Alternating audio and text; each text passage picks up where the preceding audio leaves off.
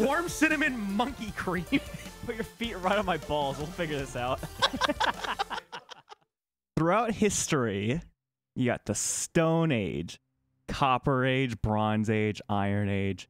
You got some other ages like the Renaissance era, the Industrial Revolution, right? Did you plan this? Today, we live in a new era, the ChatGPT era. Scott uses this for everything. If you were to uncrop the screen and look slightly to the left, you can see an archive of just about everything we've ever needed to do for any creative activity, cataloged in chronological order right to the left. But can ChatGPT entertain us? I'm entertained just by this.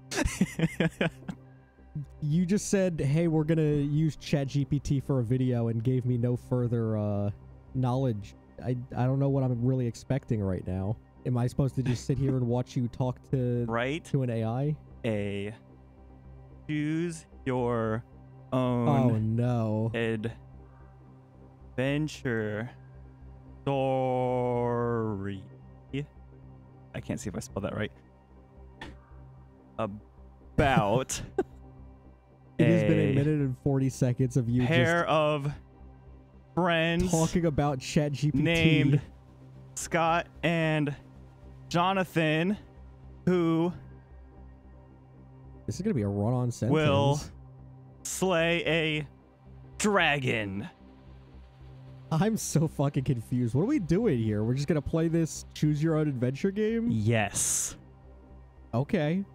It's quest for the dragon lair, I guess. Once upon a time in the magical kingdom of Eldoria, there are two inseparable friends named Scott and Jonathan. One sunny day, they stumbled upon a fettered map that hinted at the location of a fearsome dragon's lair deep within the Forbidden Forest. I wouldn't go to that. Excitement filled their hearts as they decided to embark on a daring adventure to slay the dragon and become heroes of the realm. Chapter 1, The Forbidden Forest. Ooh. Oh, you want me to go? I was going to say, should I read the whole thing, or are you going to pick up at some point? I'm assuming it's not going to write dialogue, because it's never written dialogue for me before. Well, so, yeah, I'll do Chapter 1. As Scott and Jonathan entered the dense woods, they faced their first challenge. A mysterious old man appeared, offering guidance. Do they, option 1, politely decline, sorry, it's far away, the old man's help and trust their instincts, or 2, accept the old man's guidance and follow his suggested path? Well, I mean, I know if it was me, I would just politely decline. Yeah, if I politely decline, I would just say, fuck off. Never ask for a stranger's help, just in general. Definitely not an old man either. Option 1. Trusting their instincts, Scott and Jonathan forged ahead on their chosen path. They soon stumbled upon a magical glade bathed in ethereal light. In the center of the glade, they encountered a talking owl named Luna. Luna informed them that to reach the dragon's lair, they must navigate through a series of enchanted challenges. Do they? Ask Luna advice on the... Why does this person want us to ask advice on everything? Scott and Jonathan thanked Luna and ventured forth into the enchanted glade. The first challenge awaited them. A rickety bridge suspended over a bottomless chasm. It looks like the word clean from back here. I think I might need new glasses. God, I'm disturbed by how little you can read just a normal sentence. Is there a... Hold on. Isn't there a way to make things bigger? Like Alt plus? You can zoom in. Yeah, sure. Control plus. Oh. Yeah. There we go. That's way better. Over the bottomless chasm. Oh my God. The sound of distant growls indicated the presence of magical creatures below. Do they cross the bridge cautiously, keeping an eye out for any dangers, or look for an alternate path around the bridge? I mean, let's just cross the bridge, right? I mean, if we fall, we lose. But if we fall, maybe we make some new eldritch friends. So how many chapters of this are there? Is it just going to keep asking until us we questions? slay the dragon? When is that going to be chapter 150? Because I don't know if I want to do this for that long. The only way to find out is to keep going. All right. Chapter 4, The Whispering Woods. With careful steps, Scott and Jonathan successfully crossed the rickety bridge. As they continued their journey, they entered the Whispering Woods, where the trees seemed to communicate in hushed tones. Suddenly, they faced another choice. Do they listen closely to the whispers and follow the guidance of the woods, or ignore the whispers? I'm assuming it's going to be option 2, because as of right now, we have never taken advice from anybody. here's where the twist is. This kink that I was telling you about the other day. Sure. Is that sometimes both options are boring. So you can just write your own option, I found. Oh, are you fucking serious? Oh, yeah. What do you actually want to do here? I don't even know. They enter the Whispery Woods. The trees seem to communicate in hushed tones. Suddenly, they face another choice. Chop all the trees down. They decide to chop. That's shop.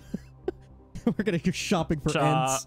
Chop down every tree. The wrath of the forest spirits. In their impulsive decision to chop down every tree, Scott and Jonathan unleashed the wrath of the forest spirits. The trees imbued with ancient magic retaliated. Vines and roots come alive, forming into a tree-like creature. They are trees. Now faced with the consequence of their actions, do they apologize to the forest spirit? No, fuck that. Never Defend apologize. themselves against the animated trees with weapons drawn? Yeah, we pull out chainsaws, obviously. The ones we use to cut down the tree, and we destroy this forest spirit. Dude. Come on. Wield their weapons of choice. Chainsaws. Scott and Jonathan revved up their chainsaws, ready to face the animated trees. Dude, this is badass. Let's animate this. The forest erupted into chaos as the battle between man and nature unfolded. The noise attracted the attention of a lurking creature, a wolf-like guardian of the woods. Now do they continue fighting the animated trees, ignoring the guardian, cease the battle and attempt to communicate with the guardian, or secret option 3, kill him too? I'm taking the genocide route. All right, I want it, every single living thing we come across will die in this adventure, including the dragon at the end. Okay. So they with 3 Ys attempt to play the, what was it called? The forest guardian or something, I think. The lurking creature. I like how you put the words attempt. I just do it. Well, I don't attempt anything. I you just don't know. You kill him. You have to roll for for damage. Playing fucking Baldur's Gate on ChatGPT. Game of the year right here. Chapter 7, The Guardian's Test. Scott and Jonathan, fueled by adrenaline, decide to confront the wolf-like guardian. As they attacked, the creature evaded their strikes with surprising agility. Fuck, we're fat. Suddenly, it stood on its hind legs, revealing its humanoid form. It's a werewolf! Neat. The guardian, known as Fenrir, spoke in a stern yet wise tone. It offered a challenge to prove their worthiness to proceed further. Do they accept Fenrir's challenge and prove the strength in a fair trial, or insist on fighting Fenrir to the end, ignoring any trials? So, that is kind of tough, because number 2 is what I genuinely want to do, but seeing as how outclassed we are by a god wolf, maybe we just do the trial and... Imagine going up to someone, you pull out your weapon to attack them, and they're like, hold on. Not just any weapon, chainsaws. I have this trial to see if you can beat me fairly in combat. And you go, no, I don't want to beat you fairly. I want to beat you with chainsaws. You know what? Yeah, you're right. Never mind. Option 2, the consequence of hubris. Oh, no. Ignoring Fenrir's offer for a fair trial, Scott and Jonathan persisted in their aggressive approach. Fenrir, disappointed by their lack of humility, unleashed a powerful enchantment, causing the ground to shake and the skies to darken. Now faced with the consequences of their hubris, do they humble themselves before Fenrir and seek forgiveness, or continue to fight against the magical forces determined to press on? I think you know what option I want. Let's go! Chapter 9, The Unseen Challenge. Despite the darkening skies and shaking ground, Scott and Jonathan stubbornly press on. Unbeknownst to them, the forest itself becomes a maze of illusions, twisting and turning with each step. Do they acknowledge the magical challenge and try to navigate? Is he making us do the challenge anyway? This guy is gaslighting me into doing his stupid fucking fair trial. No, Hold on, I got this. They decide to walk 2 miles south to go around the challenge entirely. Yeah, fuck Fenrir. Chapter 10, The Unexpected Journey. In an attempt to circumnavigate the magical maze, Scott and Jonathan decided to walk 2 miles south. However, the enchanted forest seems to have a mind of its own, and no matter how far they walk, the maze continues to surround them. Fenrir's fucking cheating! Now faced with the persistence of the magical challenge, do they return to the point where they initially enter the maze? I'm not walking 2 miles north. Continue walking in hopes of finding an exit. No. You know what we do? We cut the fucking maze down with our chainsaws. Chapter 11, A Chainsaw's Roar. I wish we had the Fire Emblem dad voice, Gerald's voice. Oh, that would be awesome. Part 1. White clouds. Ethereal moon. The cause of sorrow. With determination in their eyes, Scott and Jonathan fired up their chainsaws once again. The deafening roar of the chainsaws echoed through the enchanted forest as they carved a path through the illusions. However, the noise attracted the attention of a mystical guardian, the spirit of the forest. Didn't we already fucking kill him? It appeared before them, displeased with the disruption. I think we've just gone in a big loop. Are we stuck in a time loop? Did Fenrir put us in a time loop? I'll let you pick something. Clearly. You made us walk 2 miles south and look like idiots, though, so... Defend themselves, obviously, right? Yeah. If this doesn't work, I'm gonna just create some fucking crazy bullshit 5-year-old in defense power-up. Yeah. As Scott and Jonathan defended themselves against the enraged spirit of the forest, it revealed its true form, a majestic being with glowing eyes and ethereal wings. This is just the same thing, but a different creature. The spirit spoke of a final challenge to prove their intentions. Accept the spirit's challenge and seek to understand its wisdom, or continue to fight convinced that defeating the spirit... All right, let's just fight, or not fight. Let's just seek its wisdom. Clearly, we're not going to get any closer to the dragon like this. That's what I'm saying. We're stuck in a fucking time loop. Fenrir cheated. ChatGPT, you beat us. We'll accept your stupid challenge. God, this DM sucks. Fucking get over your own script. Let us play. Choosing to seek understanding, Scott and Jonathan lowered their weapons. The spirit of the forest smiled, acknowledging their willingness to learn. It presented them with a riddle. What this smug fucking... Okay. What was it, like a god spirit angel thing? I don't remember. Anyway, it presented them with a riddle that once solved would lead them out of the magical maze. Ask them what is the riddle. They need more info. You couldn't just ask what is the riddle? Riddle. Oh, God. Realizing the need for more information, Scott and Jonathan asked the spirit of the forest for additional clues about the riddle. The spirit, pleased with their curiosity, shared hints that hinted at the importance of harmony and balance in an enchanted realm. Now armed with new insights, did they concentrate and attempt to solve the riddle? I think we're too stupid to solve riddles. Just number 2, thank the spirit for the clues, but continue exploring without focusing on the riddle. Just walk away. Maybe if he thinks we're brain dead, he won't acknowledge us. Thanking the spirit for the clues, Scott and Jonathan continue exploring the enchanted forest without solving the riddle. As they ventured deeper, they stumbled upon a hidden path obscured by magical illusions. Following this path, they eventually emerged from the maze, greeted by the clearing skies and calm surroundings. Oh, we did it! Oh. Congratulations! Scott and Jonathan successfully navigated the challenges of the Whispering Woods. The dragon's lair awaits in the distance. The duo now stands at a crossroads, deciding their next step. So, who knew the answer was to put down your arms, you just had to show him the spirits, and just walk out? You had to just show that you're willing to solve your problems without violence. You didn't actually have to solve your problems without violence. You just needed to be willing. With their chainsaws revved up and determination in their hearts, Scott and Jonathan marched boldly towards the dragon's lair. The ominous entrance loomed ahead, guarded by the fearsome creature they sought to slay. As they entered the lair, the dragon stirred from its slumber, its eyes narrowing at the intruders. The final battle awaited. Do they strategize and plan their attack before engaging the dragon, or charge headlong into battle relying on their chainsaws to overcome the beast? Can we seduce the dragon? What's my charisma roll? Chapter 18, Unconventional Tactics. Yeah, In a surprising turn of events, Scott and Jonathan decide on an unconventional approach. They attempt to seduce the dragon with charm and wit. To their amazement, the dragon, intrigued by their unexpected tactics, seems to open up to negotiation. Now faced with the opportunity to converse with the dragon, do they...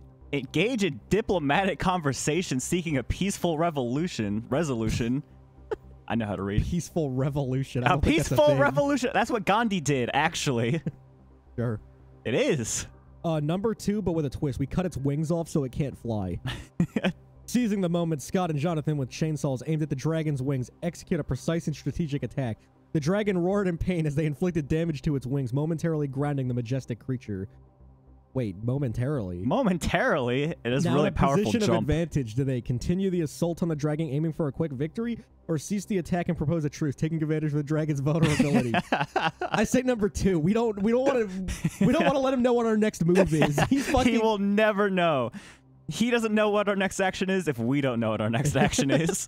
Scott and Jonathan proposed a truce to the wounded dragon. Surprisingly, the dragon, recognizing their strength and cunning, agreed to a temporary alliance. His mistake. It revealed that a greater threat loomed over Eldoria, and their combined forces would be needed to face it. Oh. Shit. Now, as unexpected allies, do they agree to join forces with the dragon and face the greater threat together, or remain cautious and skeptical considering the dragon's past actions? Shit, he might be trying to fucking reverse Uno us right here, John. He might be doing the same shit we were just doing. How about we meet in the middle? We take one of his wings and we join the alliance. They join the alliance but cut off one of the wings as insurance. In an attempt to secure their position, Scott and Jonathan reluctantly decide to cut off, not reluctantly, Yeah, I wanted it was to do very this, non-reluctant. decided to cut off one of the dragon's wings as a form of insurance. The dragon, though angered by this betrayal, acknowledged the necessity of their caution. Thank you. As the dragon nursed its wound, the trio prepared to face the looming threat. The journey ahead would test the limits of their uneasy alliance. We can't fly now, though. We might have fucked this dragon up. I really don't know what to do. Just kill the dragon. It's what we came here for, right? They changed their minds. I might be unhinged. Going to kill the dragon. I just wanted to see him suffer a little bit before we did. Ending their journey. No, not quite. And then we slay the dragon's family, too. Oh, okay. And then set their sights on the dragon's family. Next. Nest actually works. Dragon family nest, yeah. Chapter 22, a dark turn. Yeah. In a sudden change of heart, Scott and Jonathan abandoned their alliance with the dragon, ignoring the creature's pleas for understanding. They turned their chainsaws towards the wounded beast, delivering a fatal blow. Man, I kind of feel bad. Like, I know these are just words, but kind of fucked up. A sinister plan emerges. Do they proceed to the dragon family's nest fueled by a newfound thirst for power, or regret their actions and vow to atone for their betrayal? Well, you were showing some regret a second ago. Yeah, I was showing some regret, but I don't think I'd atone for it. So, option 1? Well, no, because Okay. I don't want to kill his family anymore. I feel bad now. They don't have any regrets. Let's just make sure that's clear.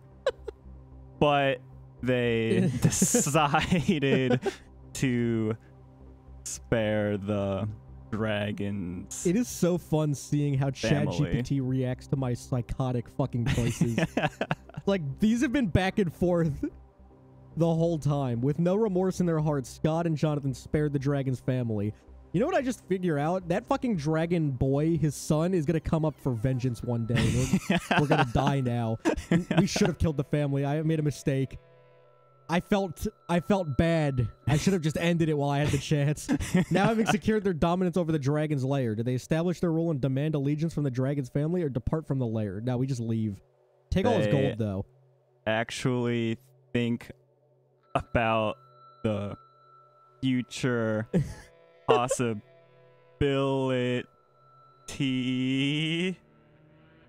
of the dragon's child seeking vengeance. You spelled seeking And like they a Pokemon. decide to kill the family anyways. Oh, God. Dude, we have literally just gone wishy-washy back and forth between all of our options. Like, okay, well, now that you did that, are you sure you want to do this? It's like, no, do the other thing. Fearing the potential vengeance from the dragon's family, Scott and Jonathan, without hesitation, decide to eliminate any future threats. The dragon's family, though innocent, fell victim to the ruthless determination of the duo. Dude, this is the Skojo dark history. This is how we became YouTubers. We needed the dragon's blood to start our YouTube channel. A lot of you don't know this, but you actually do have to provide a blood sacrifice to start a YouTube account. We have the dragon's head mounted on our wall right over there. Yeah, you can't see it, but just believe us, it's there. Yeah, totally, believe us. Source, I told you so, bro. Are we not done? Hold on. Now with a dark path ahead, do they consolidate their power and fortify the dragon's lair against potential challenges? No, we fucking swim in our gold like Scrooge McDuck and the journey ends. They swim in the gold like Scrooge McDuck. Is that how you spell his name? I don't know. I thought it was 2 O's.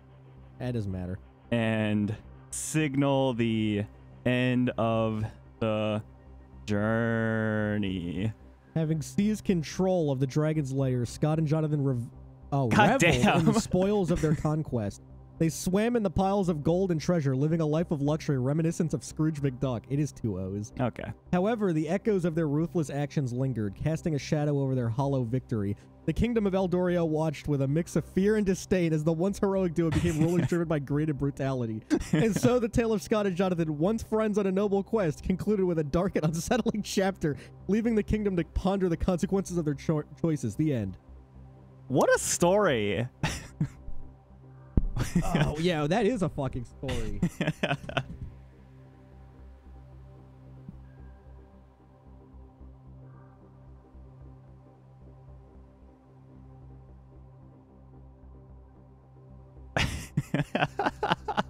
Got it. Oh, why? All right. That's a good place to end it. It finally put an end to our psychotic rule. The god ChatGPT came from the sky, and he put an end to the Skojo Bros. The end. Fade to black. Thank you for joining us, everybody. And potentially, depending on how good this turns out, potentially this is our 100 subscriber special. So if it is, thanks for doing that for us. And if it's not, I don't know, see you next Wednesday for a regular video. See you next Wednesday. What if this comes out on Wednesday? See you next Saturday for a regular video. Thanks for watching. Bye. Bye.